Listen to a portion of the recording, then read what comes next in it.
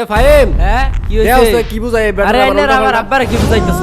এই মূর্তি পূজাও যে আপনাদের ধর্মগ্রন্থে নিষেধ আছে, এটা কি আপনি জানেন? না তো, কোথায় নিষেধ আছে? অন্ধং তম প্রবসন্তিং যেহসং ভূতিমু পাশতি। তালা মেরে দিলেন কে ভাই? কি করমু, মুসল্লি নাই তাই তালা মারে দিলাম। চলেন দাওয়াত দিয়ে আহি। কই দাওয়াত দিবেন? আশেপাশে তো সব হিন্দু বাড়ি। হিন্দুদেরকে তো দাওয়াত দিতে হবে, রসুল সাল্লাল্লাহু আলাইহি ইসলাম ও মুসলিমদেরকে তো দাওয়াত দিয়েছেন। আরে ভাই, ওদেরকে দাওয়াত দেওয়ার কোনো প্রয়োজনই নাই। হুদাই জামালের মধ্যে পড়া না দরকার ভাই, আছে? দাওয়াত দেওয়ার প্রয়োজন আছে, তা না হয় তারা জাহান্নামের আগুনে চিরকাল থাকবে। আমাদের মানবিক দায়িত্ব থেকেও তাদেরকে জাহান্নামের আগুন থেকে বাঁচানো দরকার। আরে না, হুদাই জামালের মধ্যে পড়ারই দরকার নাই। ওদেরকে দাওয়াত দিবার গেলে বুঝাই লাগবে, বুঝতো না কত কিছু। এই বিষয়টা বাদ দেন ভাই। আরে ভাই, অন্ধ লোকটা দিকে আগুনের দিকে যাইতেছে। হাসাই তো। একলা বাইরে না আগুনে যা পড়ে গেছিলেন পড়ায়। হ বাজান, চোখকে দেখি না তো।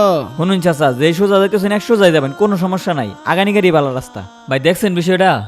অন্ধ লোকটা একটু লেগে